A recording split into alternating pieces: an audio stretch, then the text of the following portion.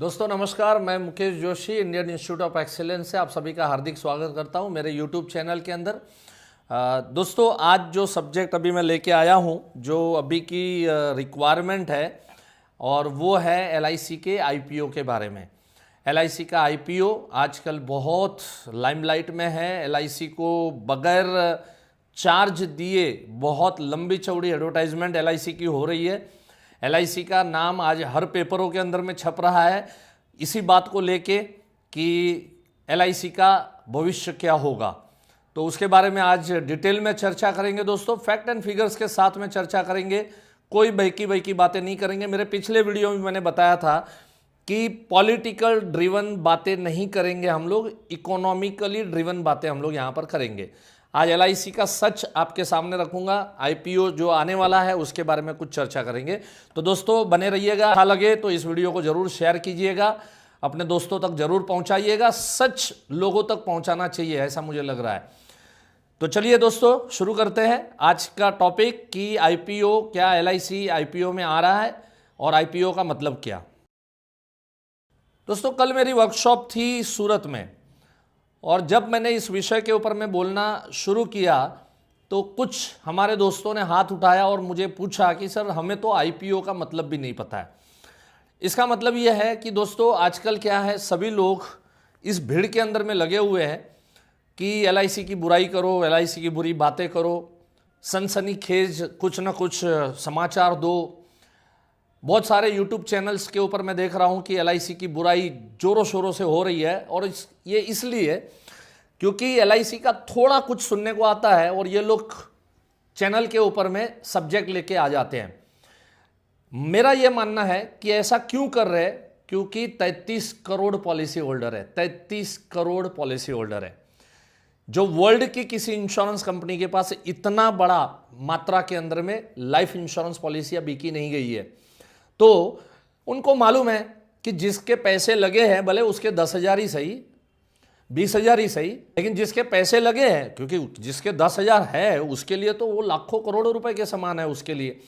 तो वो आदमी मेरे चैनल को देखेगा, मेरे वीडियो को देखेगा, और इसकी वजह से लोग, मुझे लग रहा है कि बहुत सारे इस टॉपिक के ऊपर में बहुत सारे न्यूसेंस और नॉनसेंस चीजें फैल रही है। चलिए आईपीओ की बात करते हैं। बहुतों को ये भी नहीं मालूम है कि आईपीओ का फुल फॉर्म क्या होता है। तो आईपीओ का मतलब होता है इनिशियल पब्लिक ऑफर। कोई भी कंपनी होती है, तो कोई भी कंपनी को जब ग्रोथ करना होता है, समझ लीजिए अगर मेरी कंपनी है और 500 करोड़ की मेरी कंपनी है, अच्छी चल रही है, अच्छी प्रॉफिट कर रही है, पिछले 10 साल से समझो चल रही है और अच्छी प्रॉफिट कर रही है, तो मैंने क्या करना चाहिए, मुझे और 2 बड़ी फैक्ट्री मेरे को डालनी है। एक फैक्ट्री चल रही है मेरी 500 करोड़ के वर्थ की, लेकिन मुझे 2 फैक्ट्री और 500 करोड़ के वर्थ की अगर मुझे बनानी है, तो मेरे पास 2 ऑप्शन है। Option number 1, I should take loan from bank, 1000 crore का लोन ले लूं और 2 फैक्ट्री डाल दूं। लेकिन लोग ये क्यों नहीं करते? क्योंकि इसमें जोखिम है। उनको मालूम है कि 1000 करोड़ जो है वो मेरे सर के ऊपर में बोझा रहेगा, and I am responsible for that. कुछ भी आगे पीछे हो गया तो कुछ प्रॉब्लम हो सकता है, बर्डन हो सकता है, मुझे टेंशन नहीं लेना है, मुझे ईएमआई नहीं पे करना है, मुझे इंटरेस्ट पे नहीं करना है। तो मेरे पास में दूसरा ऑप्शन होता है कि मैं मेरी कंपनी को शेयर मार्केट के अंदर में लेके आऊं, और शेयर मार्केट में लेके आने का सबसे पहला जो जरिया है वो आईपीओ के मार्ग से, that is initial public offer. तो इनिशियल मैं पब्लिक के अंदर में जाऊंगा और मेरे बैलेंस शीट के साथ जाऊंगा। ऑफ कोर्स सेबी के रूल्स रेगुलेशन सब फॉलो करने पड़ेंगे। वो सब होने के बाद में मैं एक प्राइस डिसाइड करूंगा। एक होता है कि शेयर प्राइस, समझो 10 रुपया का शेयर है, लेकिन उसके बाद मेरी गुडविल है, मेरा प्रॉफिट कितना है, किस हिसाब से, बैलेंस शीट कितना स्ट्रांग है, मेरी कंपनी कितनी स्ट्रांग है, मेरा प्रोडक्ट कितना स्ट्रांग है, उसके हिसाब से मैं प्रीमियम उसके ऊपर लूंगा। तो ये ऑफर कौन निकालता है? तो जो कंपनी अच्छा काम कर लेती है, जिसको मालूम है कि मेरे पास एक्सपांशन के और बहुत सारे ऑप्शंस अवेलेबल है और मैं मेरे बिजनेस को और मेरे प्रोडक्ट को और एक्सपांड कर सकता हूं, वो लोग आईपीओ के माध्यम से पब्लिक तक पहुंचते हैं और पब्लिक के पैसे लेते हैं। उनको शेयर सर्टिफिकेट दिए जाते हैं। अब ये जो है, कौन सी कंपनी आईपीओ निकाल सकती है? मेरा पहला क्वेश्चन ये है दोस्तों आपको, जो कंपनी की स्ट्रेंथ हो, उसको मालूम है कि मेरा माल बिकेगा, उसको मालूम है कि मेरे शेयर्स जो है वो बिकेंगे, वही कंपनी आईपीओ लेके आ सकती है। तो एलआईसी अगर आईपीओ लेके आएगी, आज उसका मालिक कौन है? सरकार है, गवर्नमेंट है, जो भी गवर्नमेंट है, तो वो गवर्नमेंट उसका मालिक है।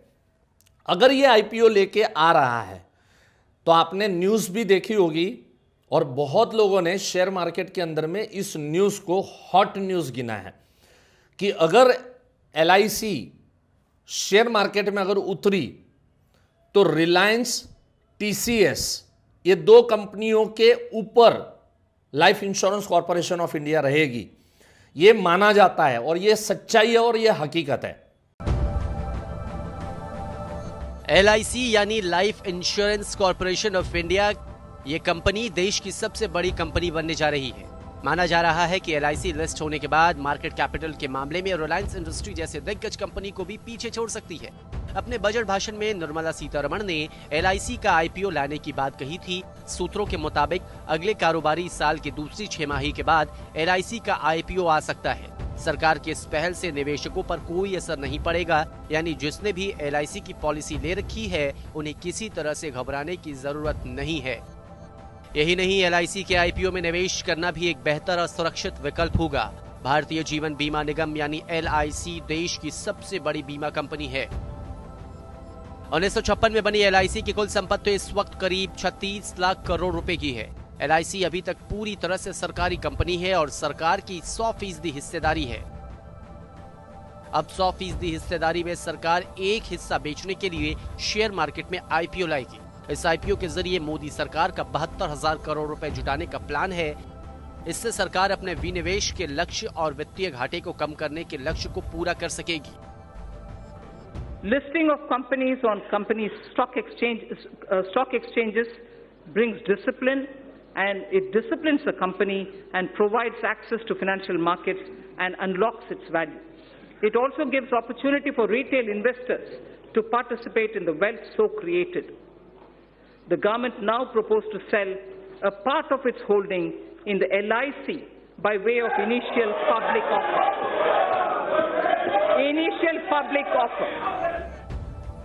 एलआईसी का आईपीओ दशक का सबसे बड़ा आईपीओ हो सकता है। ये भारतीय बाजारों के सऊदी अरामको को लिस्टिंग करने जैसा होगा। इतना ही नहीं, शेयर बाजार में लिस्टेड होने के बाद एलआईसी मार्केट कैप के हिसाब से देश की बड़ी कंपनी बन सकती है। एलआईसी का मार्केट कैपिटल 8 से 10 लाख करोड़ रुपए तक का हो सकता है। एलआईसी की संपत्ति का 10% हिस्सेदारी के बराबर के आईपीओ को भी बाजार के लिए संभालना मुश्किल होगा। सरकार इसका विनिवेश कई चरणों में कर सकती है। ये दशक का सबसे बड़ा आईपीओ होगा। सऊदी अरामको को पिछले साल दिसंबर में सऊदी स्टॉक एक्सचेंज पर लिस्टेड कराया गया था। कंपनी का वर्तमान मूल्य 117.82 अरब डॉलर है। भारतीय शेयर बाजार में एलआईसी सालाना औसतन 55 से 65,000 करोड़ रुपए निवेश करती है। वित्त वर्ष 2018-19 में एलआईसी ने बाजार में 68,621 लाख करोड़ रुपए का निवेश किया था। एलआईसी ने शेयरों में निवेश से 23,621 करोड़ रुपए का मुनाफा कमाया। वित्त वर्ष 2018-19 में एलआईसी की कुल निवेश 28,74,000 करोड़ रुपए थी।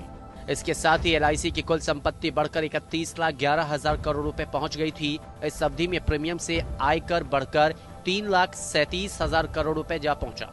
एलआईसी की कुल कमाई 5,60,000 करोड़ रुपए के करीब रही। तमाम बाजार के जानकार मानते हैं कि अगर एलआईसी का आईपीओ आता है तो यह मार्केट कैप के हिसाब से भारत की सबसे बड़ी कंपनी बन सकती है। मौजूदा समय में मार्केट कैप के हिसाब से रिलायंस इंडस्ट्री सबसे बड़ी कंपनी है। तो आईपीओ के माध्यम से कुछ पैसे गवर्नमेंट जनरेट करना चाहती है और गवर्नमेंट अपना शेयर में से कुछ पोर्शन बेचना चाहती है।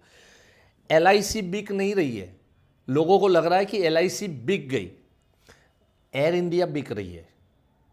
एयर इंडिया लॉस कर रही है और एयर इंडिया को खरीदने वाला कोई नहीं है। और एयर इंडिया में और एलआईसी में जमीन आसमान का फर्क है।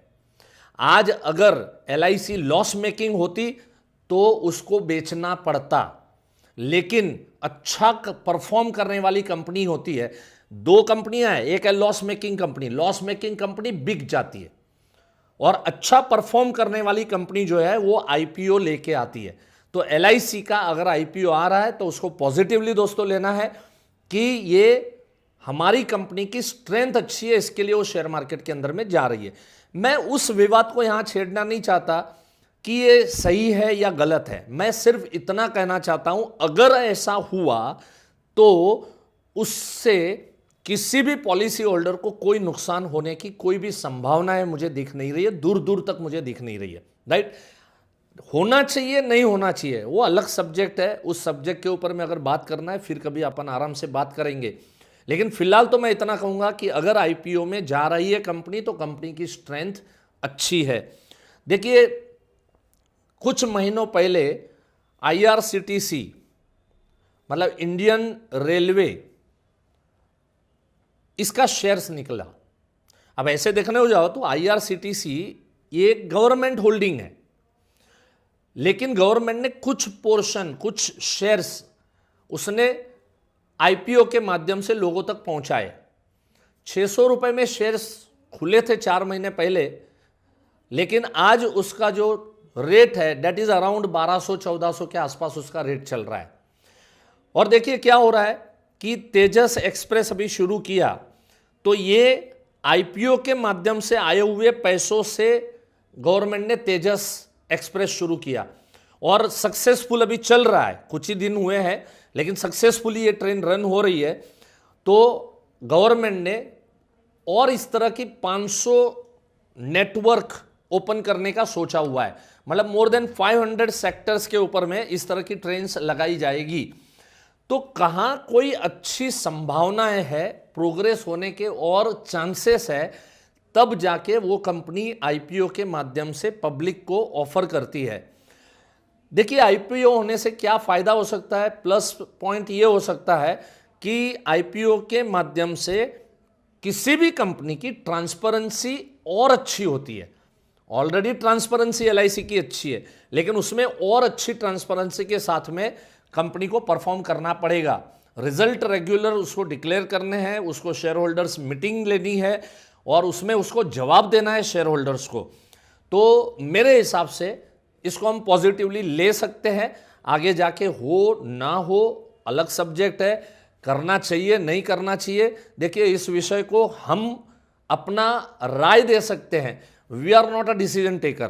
तो जो डिसीजन टेकर है सोच समझ के जो भी डिसीजन लेते होंगे वो जरूर लेंगे, लेकिन वो अपने फेवर में रहेगा। तो दोस्तों अगर एलआईसी शेयर मार्केट में आती है तो काफ़ी शेयर मार्केट के अंदर में गर्माहट आई है, काफ़ी चहल पहल हुई है और आज से लोग बोलना शुरू कर दिए हैं कि यस हमें एलआईसी, अगर शेयर मार्केट में हमें एलआईसी के शेयर परचेस करने करके। लेकिन यहाँ पे सवाल ये उठता है कि जो ऑलरेडी जो पॉलिसी होल्डर है तो उनके पैसे कितने सेफ है, उनके बोनस कितना सेफ है। तो इस विषय में मैं अगले वीडियो के अंदर में मैं आपको बताऊंगा कि पॉलिसी होल्डर का सॉवरिन गारंटी है उसके बारे में क्या है और गवर्नमेंट का उसमें क्या रोल रहेगा, उसके बारे में अगली वीडियो आप जरूर वॉच कीजिए। तो just wait and watch for my next video. Thank you so much दोस्तों। अच्छा लगे इस वीडियो को शेयर कीजिए, सच्चाई है जो मैंने आप लोगों के बीच में बयां की है तो लोगों तक पहुंचाइए। तो ये था आईपीओ का, एलआईसी का सच। धन्यवाद।